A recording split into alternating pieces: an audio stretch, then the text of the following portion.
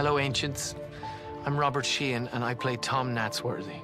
Mortal Engines is an imaginative world filled with larger-than-life characters, none quite so big as London. When producer and co-writer Peter Jackson first read these books, he knew this Traction City would blow audiences away and show them something they'd never seen. London has scale, it has history, and it rolls across the great hunting ground like a mountain on the move. But how did this behemoth come to life? Well, I'm happy to be your guide on this epic journey into the beating heart of Mortal Engine's greatest Traction City. Welcome to London. What an incredible feat, putting the city of London on wheels. Once you've been ingested, there's no going back. It's a new life for you, roaming the great hunting ground. At least that's how my character Tom would have seen it earlier in the movie. Everyone in London is part of a finely oiled system of tiers, a hierarchy. And it all started with author Philip Reeve's brilliant idea to stratify humanity aboard this mighty Traction City. I mean, it completely boggles the mind. Sometimes baffles me, like, how we get all this stuff done. And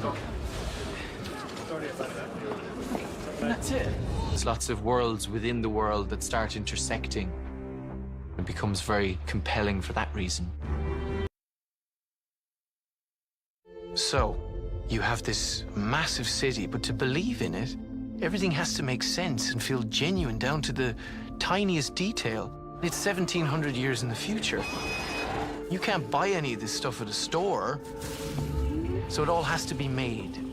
In a single frame of film, there's so much information, colors and shapes that teach you about this city on the move. And like people, no two Traction cities are alike. Costumes, props, set decoration. They all help turn this Traction City into more of a character with a real personality.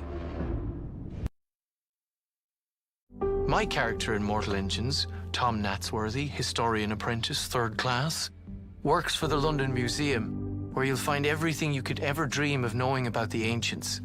That's you guys. The museum showcases many amazing relics, and it's definitely the most fun set to explore. And yes, of course, I'm a little bit biased. The London Museum needed to be much more than just another location. They had to visualize a past that our story could be anchored in. There was a lot to draw on for inspiration, and the end result was a museum full of history and imagination. You show up on a Wednesday and you walk onto a new set, and it's, where did this come from? How quickly? The museum set is beautiful. It's huge, it's gigantic. You focus on everything else so much more. What we're producing is a world that they can exist in, and a world that... Sort of played around with that a lot, kind of getting history wrong as a sort of a wink and a nudge to the audience. But Tom and his superior historians are sort of the last bastions of trying to hold on to human history, trying to remind people what happened and how we got here. History. And finally, the moment you've been waiting for, St. Paul's Cathedral and Medusa. The idea here was to create something that blended the historical with the fantastical, a set that felt real since St. Paul's is real, but also a place that would be unique for audiences. This is also where Valentine's dreams for London burn the brightest, where Medusa is hidden.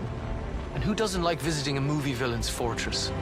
Something's starting to feel true is when you get a sense of the characters interacting in the most natural way possible with this world. And you've lost the knob. This incredible scope and vision that they brought to London is just mind-boggling. They were completely at the... So as you've seen, it takes such a massive team to make a Traction City like London come to life. I hope you've enjoyed exploring this incredible creation, and never forget, movement is life.